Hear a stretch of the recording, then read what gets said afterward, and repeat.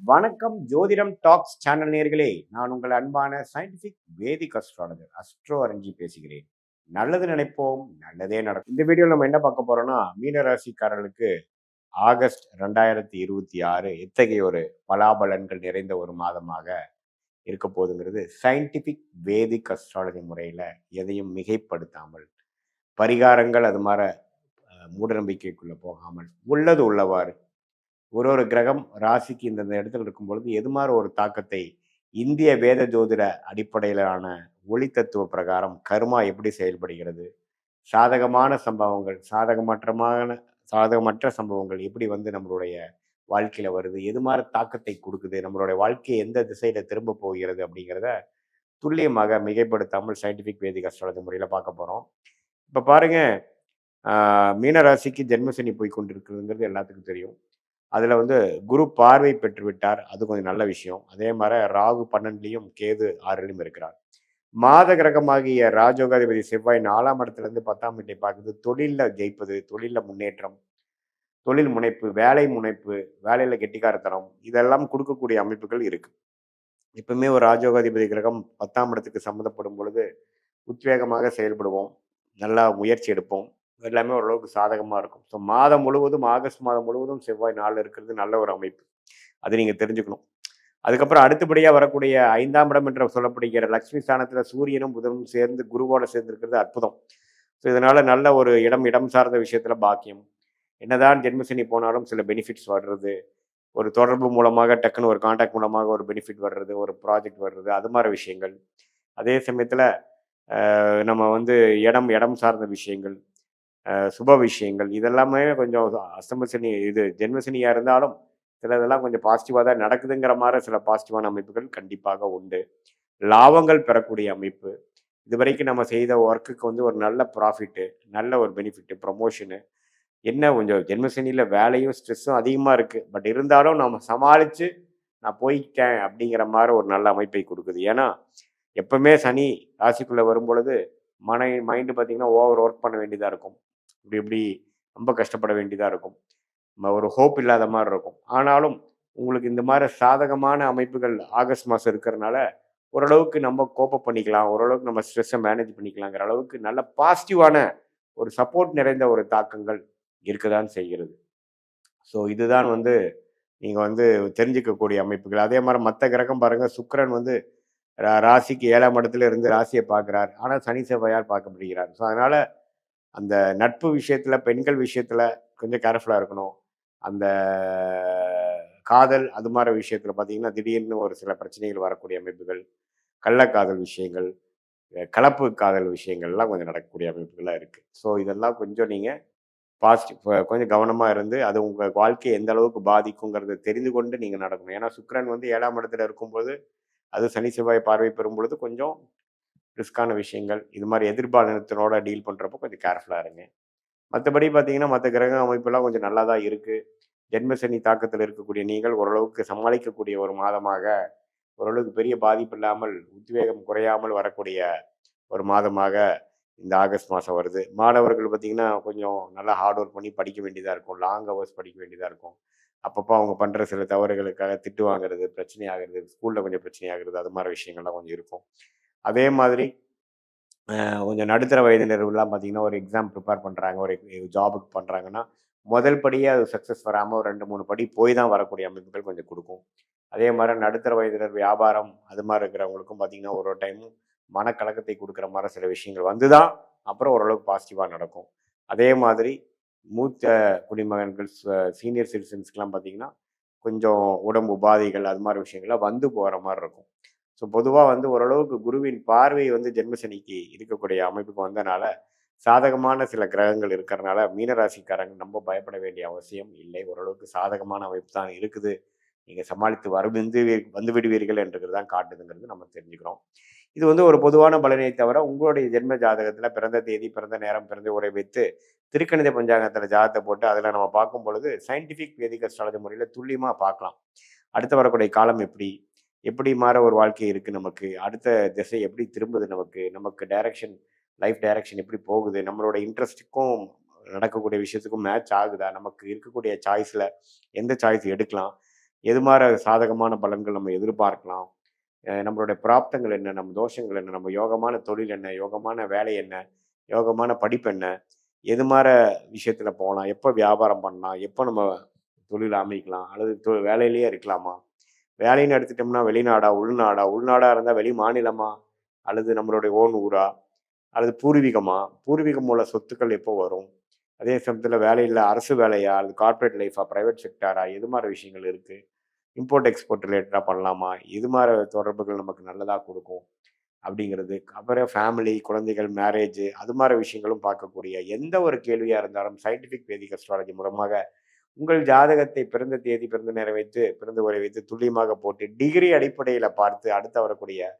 Combinations எப்படி, ஒரு கிரகமும் எந்த மாதிரி காம்பினேஷன்ஸில் இருக்காங்க, அது எந்த கர்மாவை கொடுக்கும், எது உங்களுக்கு சாதகமாக இருக்குது, எதை நீங்கள் எதிர்பார்க்கலாம், திட்டமிட்டு தேவையில்லாத மன உளைச்சல் இல்லாமல் நீங்கள் பண்ண வேண்டிய விஷயத்தை சரியாக திட்டமிட்டு அதுக்கு தகுந்த மாதிரி வாழ்க்கையை நீங்கள் படிப்படியாக நீங்கள் ஒன்றொன்னா நீங்கள் ப்ரொசீட் பண்ணும் பொழுது கண்டிப்பாக எதிர்நீச்சல் போடாமல் தேவையான தவறுகள் தேவையற்ற விஷயங்கள் செய்யாமல் ஓரளவுக்கு நம்மளுடைய கர்மாக்கு நிகரான நமக்கு பிராப்தங்களுக்கு நிகரான செயல் திட்டங்களை செய்து அந்த நேரம் வருவதைக்கு பொறுமையாக இருந்து காரியங்கள் ஒன்றொன்னாக சாய்த்து நம்மளுடைய வெற்றி பாதையில் வந்து பொறுமையாக நிதானமாக போய் நம்மளால் ஜெயிக்க முடியும். எதிர்நீச்சல் போடாமல் நம்மளுடைய தேவைக்கு இல்லாத சில விஷயங்கள், அதாவது ஒரு தவறும் வாழ்க்கையில் நம்ம செய்யும் பொழுது என்ன ஆகுதுன்னா ஒருவருக்கு நம்ம விலை கொடுக்க வேண்டியதாக இருக்குது. அதாவது அதுக்கு பொருள் விரயமாகுது, சமய விரயமாகுது. அதுக்கப்புறம் நம்ம திரும்பி நம்மளோட வெற்றி பாதையில் போகிறக்குள்ள போதும் ஆயிடுது இல்லைங்களா? ஸோ அதனால உங்களுடைய டைம் எப்படி இருக்கு, நம்மளுடைய பிராப்தங்கள் என்ன இருக்குன்னு முதல்ல தெரிந்து அதுக்கு தகுந்த மாதிரி சாய்ஸ் நம்ம போயிட்டோம்னா தேவையற்ற விரயங்கள், தேவையற்ற தவறான முடிவுகளுக்கு அதனால வரக்கூடிய பாதிப்புகள் எல்லாம் தவிர்த்து வாழ்க்கையில் வந்து நம்மளுடைய கர்மா எப்படி இருக்குது, நமக்கு யோகமான ஒரு ரூட் என்ன, சயின்டிஃபிக் வேதிக் அஸ்ட்ராலஜி என்ன சொல்லுது, நம்மளுடைய லக்னம் எப்படி இருக்குது, ராசி எப்படி இருக்குது, தசா புக்தி அந்தர சூக்ஷமங்கள் எப்படி இருக்குது, தசநாதன் புக்திநாதன் இப்போ நம்ம சொன்ன கோச்சார பொது பலனில் இப்படி வருதுங்கிறது ரெண்டையும் சேர்த்து வைத்து தசா புக்திகளும் அதே மாதிரி கோச்சார அமைப்புகளும் சேர்த்து வைத்து பார்க்கும் பொழுது இன்னுமே துல்லியமான பலன்கள் நம்ம வந்து எடுக்க முடியும். அது மூலமாக நமக்கு கிளாரிட்டி வரும். அது மூலமாக நமக்கு என்ன செய்யணும், எந்த நேரத்தில் செய்யணும், எப்போ இந்த விஷயம் நடக்குங்கிறதுக்கு காத்திருக்கக்கூடிய பொறுமையும் நமக்கு வரும். அதுக்கு தகுந்த மாதிரி வாழ்க்கையை திட்டமிட்டு வாழ்க்கையில் ஒரு படியாக நம்ம செய்யும் பொழுது உடல் நலம் பெற்று நல்ல ஒரு ஆத்ம திருப்தி பெற்று நல்ல வாழ்க்கையில் நம்மளுடைய பொட்டன்ஷியல் என்னவோ அதுக்கு தகுந்த மாதிரி ஒரு வெற்றி பெற்று ரொம்ப அதிக ஆசைப்படாமல் நம்மளுடைய பிராப்தங்களை புரிந்து அதுக்கு தகுந்த மாதிரி வாழும் பொழுது எளிதில் வாழ்க்கையில் வெற்றி பெற முடியும் என்று சொல்ல விரும்புகிறேன். மீண்டும் மற்றொரு காணொளியில் சந்திப்போம். நன்றி, வணக்கம். இன்னைக்கு நாம பார்க்கக்கூடிய பதிவு பாத்தீங்கன்னா ஆகஸ்ட் மாத பலன்கள். ஆகஸ்ட் மாதத்துல இருக்கக்கூடிய கிரகங்களின் கோச்சார நிலவரங்கள் அப்படின்னு பார்க்கும்போது ரிஷப ராசியில மாதத்தின் தொடக்கத்துல செவ்வாய் பகவான் இருக்கிறார். அடுத்து மிதுன ராசியில புதன் பகவான் ஆட்சி பெற்று இருக்கிறார். கடக ராசியில குரு உச்சமாகவும் அதனோடு சேர்ந்து சூரியனும் சேர்க்கை பெற்று இருக்கிறார்.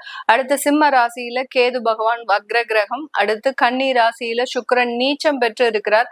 கும்ப ராசியில ராகு பகவான் வக்ர கிரகம். அடுத்து சனி பகவான் மீன ராசியில வக்ர நிலையில இருக்கிறார். இதுதான் இந்த மாதம் தொடங்கும் போது இருக்கக்கூடிய கோச்சார கிரகங்களின் நிலவரங்கள்.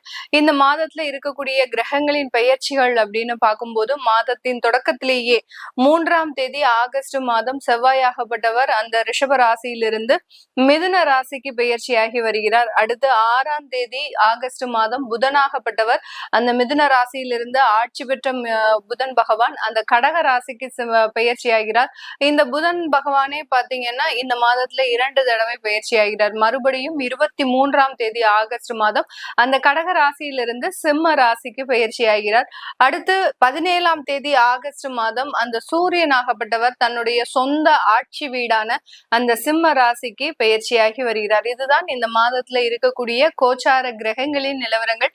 இந்த மாதம் முழுமையாக சுக்கிரன் நீச்சமாக இருக்கிறார் சனியினுடைய பார்வையில, அதாவது சமசப்தம ஸ்தானத்துல வக்ர சனியினுடைய பார்வையில இந்த சுக்கிரன் நீச்சமாக இருக்கிறார். இந்த மாதிரியாக அந்த கிரகங்கள் ஒரு மாதிரியான ஒரு தோற்றமளித்து இந்த மாதத்துல இருக்கு. இந்த மாதத்துல இருக்கக்கூடிய ஒவ்வொரு ராசி என்பர்களினுடைய பலன்களையும் ஒவ்வொரு மாற்றத்தையும் நம்ம இந்த பதிவுல தெளிவா பார்க்கலாம். இந்த சேனலை முதன்முறையா பாக்குறவங்க சப்ஸ்கிரைப் பண்ணிக்கோங்க. பெல் பட்டன்ல ஆல் ஆப்ஷன் சூஸ் பண்ணிக்கோங்க. மீன ராசி அன்பர்களுக்கு இந்த ஆகஸ்ட் மாதம் எப்படி இருக்க போகுது? ஆகஸ்ட் மாதம் மீன ராசி அன்பர்களுக்கு எப்போதுமே பாத்தீங்கன்னா ஒரு புத்துணர்ச்சியான ஒரு மாதமாக தான் இருக்கும். எல்லா வேலையும் ஸ்டார்ட் பண்ணும் போதும் இந்த ஆகஸ்ட் மாதம், ஆடி மாதம் இதெல்லாம் இவங்களுக்கு ரொம்ப ஒரு ஒரு நல்ல ஒரு மாதமாக தான் வருஷா வருஷம் இருக்கும். இந்த மீன ராசி என்பர்களுக்கு அதே மாதிரி தான் இந்த ஆகஸ்ட் மாதம் ஒரு நல்ல ஒரு சிறப்பு வாய்ந்த ஒரு மாதமாக இருக்க போது. இந்த மாதத்துல இந்த வருடத்துல இருக்கக்கூடிய சில விஷயங்கள் அப்படின்னு பார்க்கும்போது உங்களுடைய 7ஆம் இடத்துல சுக்கிரன் நீச்சமா இருக்கிறாரு. ஜென்ம சனி ஒரு பக்கம் வக்ர நிலையில இருக்கிறாரு. இது ரெண்டும் தான் கொஞ்சம் சேஞ்சஸ கொடுக்க போகுது. அது போக உங்களுடைய 4ஆம் இடத்துல அந்த செவ்வாய் அப்படின்றது கிரகங்கள் பெயர்ச்சியாகி வருகின்றன. இதனால சொத்து சுகங்கள் ஏற்படக்கூடிய ஒரு நேரம், எங்கேயாவது இருந்து யாராவது ஒரு சொத்து உங்களுக்குன்னு எழுதி வைக்கக்கூடிய ஒரு நேரமாக இருக்கும். அடுத்து பாத்தீங்கன்னா பூர்வீக சொத்துக்கள்னாலலாம் நல்ல ஒரு மாற்றங்கள் உங்க பேர்ல உங்களுடைய பெற்றோர்கள் அந்த சொத்தை எழுதி வைக்கும் போது அதன் மூலமாக ஒரு இரட்டிப்பான ஒரு நன்மைகள் கிடைக்கிறதுக்கு உண்டான ஒரு நேரம். ஏன்னா 5ஆம் இடத்துல பூர்வ புண்ணிய ஸ்தானத்துல அந்த குரு உச்சமாக இருக்கும்போது அந்த பூர்வீக சொத்துக்கள் வர்றதுனால உங்களுடைய கஷ்டங்கள்லாம் தீர்றதுக்கு உண்டான ஒரு நேரமாக தான் இந்த மீன ராசி என்பவர்களுக்கு இருக்க போது. 6ஆம் இடத்துல சூரியன் ஆட்சி பெற்று வருகிறார். கேதுவோட சேர்ந்து வர்றதுனால அரசாங்க வேலையில கொஞ்சம் கவனமும், அரசாங்க உத்தியோகத்துல சில தேவையில்லாத ஒரு சச்சரவுகளும் ஏற்படக்கூடிய ஒரு நேரமாக இருக்க போது. அதே மாதிரி உயர்ந்த பதவிகள்னால ஏதாவது ஒரு பாதிப்புகள் அப்படின்றது இந்த மீன ராசி என்பவர்களுக்கு இந்த ஆகஸ்ட் மாதம் இருக்கும். 7ஆம் இடத்துல சுக்கிரன் நீச்சமாக இருக்கிறதுனால கணவன் மனைவி அந்யோன்யம் அப்படின்றது கொஞ்சம் இடைவெளி அதிகமாக இருக்கும். இந்த இடைவெளியை பயன்படுத்தி 3வது நபர்களினுடைய தலையீடும் கொஞ்சம் அதிகரிக்கிறதுக்கு உண்டான ஒரு நேரம். ஏன்னா இந்த இடத்துல பாத்தீங்கன்னா சனிச்சந்திரன் சேர்க்கை புணர்புன்ற ஒரு தோஷம். அடுத்து பாத்தீங்கன்னா உங்களுடைய அஷ்டமாதிபதி 7ஆம் இடத்துல இருக்கிறதுனால அந்த 3வது நபர்களினுடைய உறவுகள் தலையீடுகள் அப்படின்றது அதிகப்படியாக இருக்கும். ஒரு கூட்டு குடும்பமா இருக்கிறீங்க அப்படின்னா அங்க நாத்தனார் அதாவது கணவனுடைய தம்பி உறவுகள், இந்த மாதிரி சகோதரத்துவ உறவுகள்னால சில பிரச்சனைகள் ஏற்படக்கூடிய ஒரு அமைப்பாக இருக்கும்.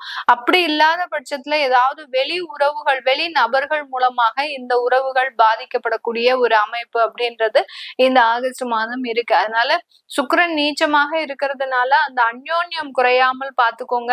அப்படியே குறைஞ்சா கூட 2 பேருக்குள்ள பேசிக்கோங்க. அது எந்த விதமான பிரச்சனையாக இருந்தாலும் சரி, உங்களை மீறின பிரச்சனையாக இருந்தாலும் சரி, இல்ல உங்களை அறியாத ஒரு பிரச்சனையாக இருந்தாலும் சரி, எதுவா இருந்தாலும் உங்களுக்குள்ள பேசி தீர்க்கிறது மிகப்பெரிய ஒரு மாற்றத்தை கொடுக்கும். அப்படி இருக்கும்போது அந்த இடத்துல அந்த ஜென்ம சனியினுடைய பாதிப்பு அப்படின்றது குறைய ஆரம்பிச்சிடும். அப்படி பேசி தீர்க்கும் போது பாத்தீங்கன்னா ஜென்ம சனி ஒரு பக்கம் உங்களை கண்ணா பின்னான்னு சீரழிக்கணும்னு முடிவெடுத்து வந்திருக்கு. அதுல வக்ர நிலையோட வந்திருக்கு. அதே சமயத்துல இந்த அஷ்டமாதிபதி 7ஆம் இடத்துல நீச்சமாக வந்திருக்கு. அப்படி இருக்கும்போது இந்த 2 கிரகங்களும் உங்களுடைய உண்மையான ஒரு அந்யோன்யத்தை குறைக்கணும்ன்ற ஒரு முழு முடிவோட அந்த கோச்சார கிரகங்கள் இறங்கி இருக்குது. அப்படி இருக்கும்போது இந்த இடத்துல நீங்க ரொம்ப கவனமாக ஒரு தெய்வ வழிபாடு, வீட்டுல ஒரு 4 பேருக்கிட்ட நல்ல விதமா நடந்துக்கிறது, ஒரு அந்யோன்யமா இருக்கிறது, ஒரு வெளிப்படைய தன்மைத்தோட இருக்கிறது, இதெல்லாம் இருந்தது அப்படின்னா மிகப்பெரிய அளவுக்கு பாதிப்புகள் குறையும். அடுத்து பாத்தீங்கன்னா இந்த இடத்துல இந்த மீனராசி என்பர்களில் இருக்கக்கூடிய நட்சத்திர அன்பர்கள் பூரட்டாதி நட்சத்திர அன்பர்கள். பூரட்டாதி நட்சத்திர அன்பர்கள் தன்னுடைய வாழ்க்கையில உயர்ந்த லட்சியத்தை அடையணும். ஏன்னா ஃபர்ஸ்ட் ஆஃப் பாத்தீங்கன்னா நிறைய ஏமாற்றங்கள் அப்படின்றது இருந்திருக்கு. குடும்ப உறவுகளால கூட பிறந்தவர்களால ஏமாற்றங்கள் அப்படின்றது இருந்திருக்கு. அதுல இருந்துலாம் வெளியில நல்ல ஒரு உயர்ந்த லட்சியத்தை அடையணும்னு நீங்க புறப்பட்டு இருக்கிறீங்க. அந்த புறப்பாடு நல்ல ஒரு முடிவை நோக்கி இருக்கணும் அப்படின்ற அதிகப்படியாக தெய்வ வழிபாடு இருக்கணும். அப்படி இல்லாத பட்சத்துல அதுல தடைகள், தாமதங்கள், தேவையில்லாத குற்றங்கள், தேவையில்லாத பிரச்சனைகள் அப்படின்றது வருவதற்குண்டான ஒரு நேரம். பூரட்டாதி நட்சத்திர நண்பர்களுக்கு நிறைய சொத்துக்கள் சம்பந்தப்பட்ட வளர்ச்சிகள் இந்த மாதத்துல இருக்கக்கூடிய ஒரு நேரமாக இருக்கும். அடுத்த பூரட்டாதி நட்சத்திர அன்பர்களுக்கு அடுத்தபடியாக உத்திரட்டாதி நட்சத்திர அன்பர்கள் இந்த காலகட்டம் வேலை ரீதியான மாற்றங்கள் அப்படின்றது இருக்கு. என்னைக்கு சனி வக்ரமானாரோ அன்னையில இருந்து வேலையில பிரச்சனையா தான் இருந்திருக்கும்.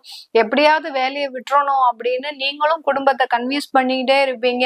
இந்த வேலையில சரியில்லை, வேற வேலை தேடலாம் அப்படின்னு. ஆனா குடும்பத்தார்கள் உங்களுக்கு முழு சம்மதம் கொடுக்க மாட்டாங்க. அவர்கள் சம்மதம் கொடுக்கிறபடியாக நீங்க அந்த விஷயங்களை மாற்றி அமைச்சு செஞ்சிடுவீங்க. இந்த மாதத்துல அதான் நடக்க போகுது.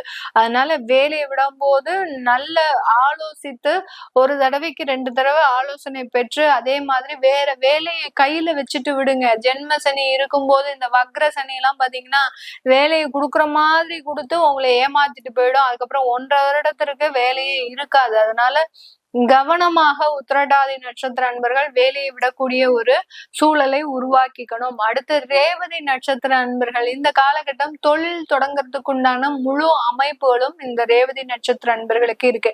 அது எப்பேற்பட்ட தொழிலாக இருந்தாலும் சரி, சர்வீஸ் சார்ந்த தொழிலாக இருந்தாலும் சரி, மேனுபேக்சரிங் சார்ந்த தொழிலாக இருந்தாலும் சரி, ரீட்டைல் ஷாப், இந்த மாதிரியாக எப்பேற்பட்ட தொழிலாக இருந்தாலும் நான் இந்த காலகட்டத்துல தொழிலை தொடங்கியே தீர்வேன் அப்படின்னு அடம் பிடிக்கக்கூடிய ஒரு நட்சத்திர நண்பர்கள் நம்ம ரேவதி நட்சத்திர நண்பர்கள். ரொம்ப கவனம் தேவை. வேலையை விடும் போதும் தொழிலை ஆரம்பிக்கும் போதும் உங்களுடைய ஜாதகத்தை பாத்துக்கிறது நல்லது. அப்படி இல்லாத பட்சத்துல, ஏன்னா இந்த சனி வக்ரமா ஆயிடுச்சு அப்படின்னாலே உங்களுடைய எண்ணங்கள்லாம் பாத்தீங்கன்னா மாறி செயல்பட ஆரம்பிச்சிடும். இது நாள் வரைக்கும் இந்த இடத்துல எல்லாம் நம்ம போகவே கூடாது அப்படின்னு நினைச்சவங்க நீங்களா போவீங்க. உங்களை தடுத்து நிறுத்துறதுக்கு ஆளே கிடையாது. யாரு நிறுத்தினாலும் கேட்கக்கூடிய ஒரு சூழ்நிலையில இருக்க மாட்டீங்க. அந்த அளவுக்கு அந்த கிரகங்களினுடைய தாக்கம் அப்படின்றது அதிகப்படியாக இருக்கும். அதனால இந்த ரேவதி நட்சத்திர நண்பர்கள் யார் சொன்னாலும் கேட்க மாட்டேன், நான் தொழிலை தொடங்கியே தீர்வேன் அப்படின்னு சொல்லி கொஞ்சம் முதலீடுல ஆரம்பிக்கக்கூடிய ஒரு நேரம். அது எல்லாமே சக்சஸ் ஆகணும் அப்படின்னு சொல்லி வழிபாடு, பிரார்த்தனைகள், தெய்வ நேர்த்திக்கடன்கள் எல்லாமே வச்சுக்கிறது நல்லது. முதல்ல இந்த ஆகஸ்ட் மாதம் ஏதாவது தொழில் தொடங்குனீங்கன்னா கண்டிப்பா லாஸ் தான். ஏன்னா சுக்கிரன் நீச்சமாக இருக்கிறதுனால கண்டிப்பாக ஒரு லாஸ் அப்படின்றது இருக்கும். இது போக இந்த மீன ராசி என்பர்களுக்கு வெளியூர் வெளிநாட்டு பயணங்கள் ரொம்பவும் நல்ல சாதகமாக இருக்கு. அந்த பயணங்கள் மூலமாக அதிகப்படியாக வருமானம் சம்பாதிக்கக்கூடிய ஒரு நேரம். வெளிநாட்டுல இருக்கக்கூடியவர்கள் அங்க ப்ராப்பர்ட்டி சம்பந்தப்பட்ட சில விஷயங்கள் எல்லாம் வாங்குறதுக்கு உண்டான ஒரு நேரமாகவும் தான் இந்த மீன ராசி என்பர்களுக்கு இருக்க போது. இது எல்லாமே நம்ம கோச்சார நிலவரப்படி பலன்களை கணிச்சு சொல்லியிருக்கிறோம். உங்களுடைய சுய ஜாதக திசாபதி பலன்களை பார்க்கணும் விருப்பப்படுறவங்க கீழே இருக்கிற நம்பருக்கு வாட்ஸ்அப்ல அப்பாயின்மெண்ட் வாங்கிட்டு நீங்க கன்சல்ட் பண்ணிக்கலாம். உங்களிடமிருந்து விடைபெறுவது உங்கள் ஆஸ்ட்ரோ பூர்ணா. நன்றி, வணக்கம்.